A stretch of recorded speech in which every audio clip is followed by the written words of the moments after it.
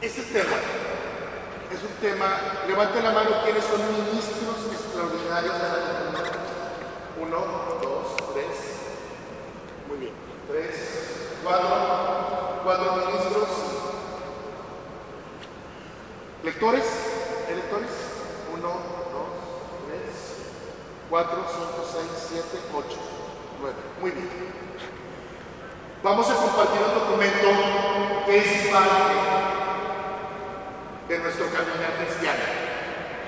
Ojo, este documento, Redención y Sacramento, la redención a través de los sacramentos, habla sobre toda la cuestión celebrativa en la liturgia. Describe detalladamente cómo debe celebrarse la Eucaristía y lo que puede considerarse como un abuso grave durante la ceremonia. Miren, a veces nos conformamos, es domingo, hay que ir a misa, todos a misa. Llegas a misa corriendo para que no se te haga tarde y estamos en misa y me levanto, me siento, saludo, me persino. Estoy inquieto, mascan chicle, el niño llora, el indigente, el perro, todo. Pero, ¿qué estamos celebrando en el altar? ¿Qué está sucediendo? Me dio tanta alegría en días pasados, porque llega una persona que está formando una pequeña familia de sus niños, o no sé, pero ella llegó de chiripa porque tiene que traer a los niños, así de sencillo. Pero viene al catecismo porque no porque ella esté convencida, sino porque la mandan sus familiares, bla, bla, bla, bla. Ese día se tiene que quedar porque compraba los tacos del lonche de Dios. ¿A qué voy con todo esto? Cuando ella le entra un deseo terrible, es que yo quiero conocer qué es lo que pasa en ese altar. Es que la mayor parte de mi familia es protestante y mi hermana es pastora y me cuestionan y me dicen y estoy trayendo a mis niñas porque mi suegra me manda, no porque yo esté convencida. A mí me bautizaron, pero yo sé que ahí está pasando algo. Fue la repente hace meses atrás, fue caminando en Playa del Carmen, por la quinta avenida, no recuerdo, y yo voy dirigiéndome hacia una capilla dedicada a la Virgen del Carmen. En eso veo a un matrimonio, a una pareja, y me dice en inglés la muchacha, ven, vamos ahí. Se siente algo que no te puedo decir que es, vamos. Entra, está el Santísimo expuesto y lo agarra del brazo. Incluso tomé unas fotos porque me llamó mucho la atención. Los que están en la página de Ciudad Popular de Devociones, ahí compartí ese testimonio. Busquen las fotos del mes de, ¿qué fue, Miguel? Julio. Julio. Pero ahí están las fotos de esos jóvenes hindúes. Pero ella decía, es que aquí tiene algo, aquí hay algo que no te puedo descifrar, no nos vayamos. Y estaban emocionados llorando ante la Eucaristía, ellos que no son cristianos. ¿Qué hay aquí? Dime, yo no sé qué hay aquí. No nos vayamos, espérate. Y están esas fotos. Hay sed de conocer. Otra amiga, que ella es cristiana de nacimiento, me manda unas fotos. Dime qué es esto, que cada vez que vengo, ella vive en Nueva York, cada vez que vengo, me entran unos deseos enormes de llorar. He querido pararme a recibir lo que le dan a los católicos, pero algo me detiene porque sé que es algo muy sagrado. Pero yo no sé qué me pasa, que cada vez que veo la cajita con la luz roja, me entran unas ganas inmensas de llorar. Son testimonios de ese deseo de palpar y de saber quién está ahí, qué está sucediendo en ese altar. Hoy vamos a ver este resumen, son 8 puntos. Ya, mañana les va a mandar esto y el documento de la Rosa Mística. Igual va a haber muchas preguntas, igual por su cabeza van a pasar muchos ejemplos, o se van a acordar, fulano de tal, sultano de tal. Bueno, vamos a irnos meditando y reflexionando y aplicando para nosotros lo que no debemos hacer. Muy bien, vamos a empezar. El capítulo 1 sobre la ordenación de la Sagrada Liturgia se señala que compete a la sede apostólica ordenar la Sagrada Liturgia de la Iglesia Universal, evitar el libro litúrgico, realizar sus traducciones de lenguas y vigilar para que las normas litúrgicas se cumplan fielmente. Los fieles, ojo, los fieles, todos los bautizados, tienen derecho a que la autoridad eclesiástica regule la Sagrada Liturgia de forma plena y eficaz, para que nunca sea considerada la liturgia como propiedad privada de alguien. El obispo diocesano es el moderador, promotor y custodio de toda la liturgia. A él corresponde dar normas obligatorias para todo sobre materia litúrgica, regular, dirigir, estimular y algunas veces también reprender. Vamos a seguir y ahorita lo vamos a ir regresando para desmenuzar un poquito todo esto. El capítulo 2, sobre la participación de los fieles laicos en la celebración de la Eucaristía. Se establece que la participación de los fieles laicos en la celebración de la Eucaristía y en los otros ritos de la Iglesia no puede equivaler a una mera presencia más o menos pasiva, sino que se debe valorar como un verdadero ejercicio de la fe y de la dignidad bautismal, por el hecho de ser bautizados y participar de la triple dimensión de sacerdotes, de profeta, de reyes. Ese misterio bautismal que pocas veces comprendemos o recordamos cada vez que asistimos a unas prácticas bautismales. Vemos en el momento de la unción un rito antiquísimo donde se ungía a la realeza, a los reyes, a lo largo de la historia, con esa sagrada unción, y en el sagrado bautismo somos inmiscuidos a ese misterio de Cristo. Es así, de que cada uno de nosotros, ya reconocidos con esa triple dimensión, debemos de conocer el hecho por qué participamos en la Sagrada Eucaristía, por qué venimos a toda una liturgia eucarística. Hay partes de la Sagrada Misa, de la Santa Misa, perdón, que a veces desconocemos y hay que estar muy atentos para descubrir cada momento. Se debe recordar que la fuerza de la acción litúrgica no está en el cambio frecuente de los ritos, sino que verdaderamente de profundizar en la palabra de Dios y en el misterio que se celebra.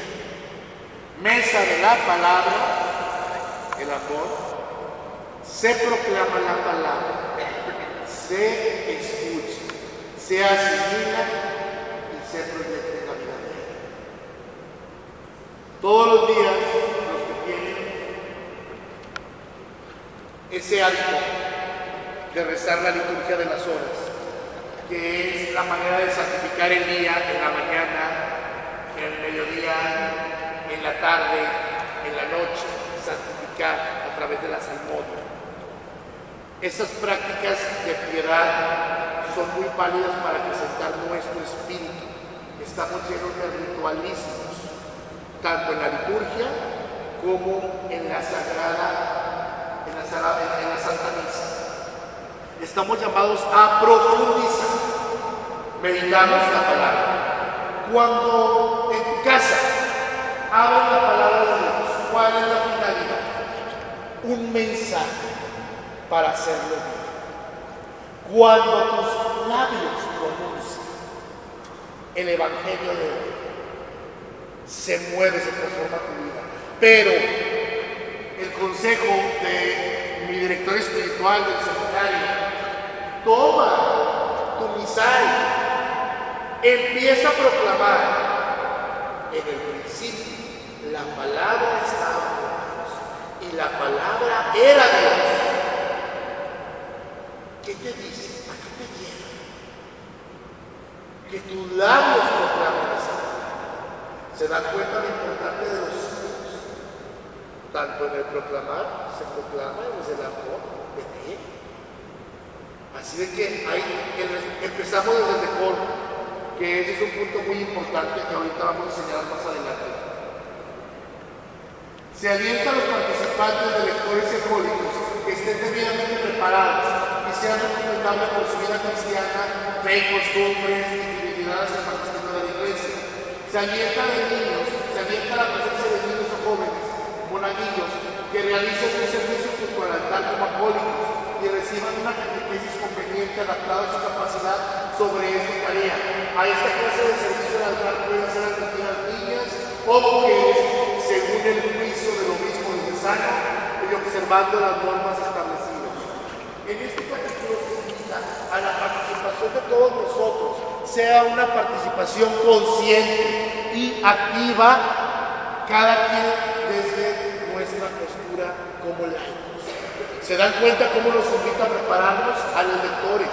¿Cómo se invita a que existan grupos de acólitos, dependiendo de las disposiciones de cada iglesia particular, de cada iglesia diocesana? En el capítulo 3, sobre la celebración correcta de la Santa Misa, se especifica sobre la materia de la Sagrada Eucaristía. El pan a consagrar debe de ser un pan ácido, de solo trigo y hecho recientemente. No se pueden usar cereales, sustancias diversas del trigo. Es un abuso grave producir en su fabricación frutas, azúcar. La liturgia es muy clara respecto a el uso. Aquí en Monterrey sé que existen dos congregaciones de religiosas que son las que fabrican las hostias, que son las que distribuyen en varias partes. Hay normas litúrgicas de cómo debe de ser preparados esas formas que van a ser consagradas. ¿Qué es ácido? Es un pan. Es un pan sin levadura, sin sabor, que fue prácticamente lo que usó Jesús en la última cena. Muy bien. Las hostias deben de ser preparadas por personas honestas, expertos en la elaboración y que dispongan de los instrumentos adecuados. Las fracciones del pan eucarístico deben de ser repartidas entre los fieles, pero cuando el número de estos excede, las fracciones se deben usar sobre todo hostias pequeñas. Tan sencillo, hay un congreso eucarístico en la ciudad, hay un evento masivo, se consagran 10,000 formas. Toda la reserva eucarística, por eso la importancia de los equipos de liturgia, prevé por la dignidad misma de la Sagrada Eucaristía, la dignidad misma de las formas. Y de repente ves variedad de formas, todas tienen que ser un pan ácido, sin color, sin adornos, sin ungüentos, porque por ahí me ha tocado gente que va a otras confesiones que no tienen nada que ver con la nuestra, con la católica, y utilizan semitas, y utilizan cada cosa porque no comprenden lo que es la Eucaristía. Por ahí alguien me dijo, de hecho me mandaron ahí unas fotos de un retiro que están haciendo en un hotel, que viene no sé quién a celebrarles, y que de repente pasan, dicen, bueno, pasan los hermanos de tal congregación, pasen ahora los católicos, pasen ahora los adventistas, y pasan y todos comulgan de algo que desconozco que hagan, porque bueno, lo que sé es que es una simulación de la última cena, porque no puedo decir que es una simulación de la Santa Misa porque es una aberración. Imagínense la gravedad. Y te dicen, no, pues no hay problema, pues al cabo nos dieron pan y vino, y nos dieron copitas de plástico a todos, y nos dieron pedacitos de pan únicos. Hay que tener mucho cuidado con este tipo de costumbres o modas. La liturgia es muy clara. Sí. El vino del sacrificio debe de ser natural, del fruto de la vid, puro y sin corromperse, sin mezcla de sustancias extrañas. En la celebración se debe mezclar un poco de agua. No se debe admitir bajo ningún pretexto otras bebidas de cualquier género. Así declara la liturgia. Yo sé que varios de ustedes han escuchado a este obispo vietnamita, si no me equivoco, Bantua, que estuvo preso durante varios años. ¿Y con qué celebraba la Santa Misa? Le conseguían los carceleros unos frasquitos pequeños de vino y con migajas de pan consagraba en su mano. Así de sencillo. ¿Alguien tuvo la oportunidad de ir a la charla de lunes en la parroquia de Rosario? Muy bien. De los milagros eucarísticos. Una charla muy interesante sobre la presencia real en la Eucaristía y cómo un científico que fue ateo se maravilla de todo ese fenómeno cuando la forma ya consagrada, cuando la Sagrada Eucaristía empieza a sangrar, el vino se empieza a coagular y empiezan a hacer una especie de tejido interno. Empezó el proceso de conversión. Yo tuve que ver todos los accidentes que pasaron para poder maravillarme de este gran milagro. En verdad fue una charla muy interesante. Pronto, espero para el próximo año se pueda traer aquí a la Basílica, porque sí es bien importante ese tipo de testimonios para corroborar. Y como él bien lo decía, no debiéramos de necesitar de este tipo de milagros para saber que nuestro Dios está presente, vivo y real en la Eucaristía. A veces tenemos y ocupamos con estos orejas para poder respetar este recinto, para poder venerar, para poder adorar a Dios presente y real. Estamos en ese proceso de caminar y seguir amando la sacralidad de nuestra fe, que se encuentra presente en el sagrario esperándonos. La plegaria eucarística. Solo se pueden utilizar plegarias eucarísticas del misal romano o las aprobadas por la Sede Apostólica. Los sacerdotes no tienen derecho de componer plegarias eucarísticas. Cambian los textos aprobados por la Iglesia y utilizar otros compuestos por personas privadas. Lamentablemente dentro de la Iglesia ha habido rebeldía dentro de ciertos sacerdotes. Sí, los que estamos mucho en internet viendo noticias del Vaticano, de todas partes del mundo, no me van a dejar mentir que hace 2 meses se sancionó, se retiró del ministerio un sacerdote que no acataba las disposiciones de su obispo en Estados Unidos y él inventaba las plegarias eucarísticas. Y por consiguiente, después de muchas llamadas de atención de su obispo, en lugar de un beneficio, no había una obediencia. Por consiguiente, no había el beneficio, porque estaba cambiando todas las partes que la Iglesia determina para que sea una celebración válida. Así de que, muy atentos, porque sé que de repente el Padrecito está celebrando, no con el misal, sino de memoria, y está cambiando y está inventando, son gravedades litúrgicas. Es un abuso hacer que algunas partes de la plegaria eucarística sean pronunciadas por el diácono, por un ministro laico o bien por uno solo, por todos los fieles juntos. La plegaria eucarística debe ser pronunciada en su totalidad y solamente por el sacerdote. A veces por mil cosas, pues las partes importantes de esa plegaria eucarística son propias de él y no del diácono. O incluso se confunden los papeles del ministro establecedor de la comunión. Y por ahí me tocó una vez que un ministro iba a hacer una celebración de la palabra y él se fue de corrido y empezó a hacer a rezar toda la Santa Misa. Y la gente así como que, bueno, ¿qué está pasando aquí?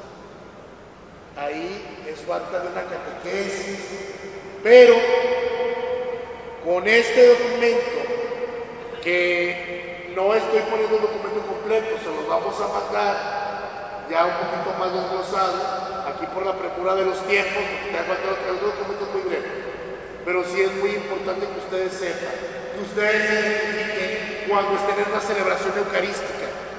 Y por el amor de Dios, notifíquenos. Ahorita tenemos un problema delicado. ¿Dónde quedó mi teléfono? ¿No está por ahí mi teléfono? Ah, aquí está la bolsa. No, sí, me encanta. Resulta, a lo que voy respecto a las plegarias eucarísticas, tenemos un gran problema en la arquidiócesis de Monterrey. Hay dentro de la iglesia, bueno, no de la iglesia, existen otras confesiones similares, no iguales, la católica, obviamente. Estoy hablando de la iglesia anglicana. Están causando un revuelo y una confusión tremenda en las funerarias y van presentándose como pseudo sacerdotes y ciertamente se visten de padres, se revisten con ornamentos, tienen sus iglesias aquí en Monterrey.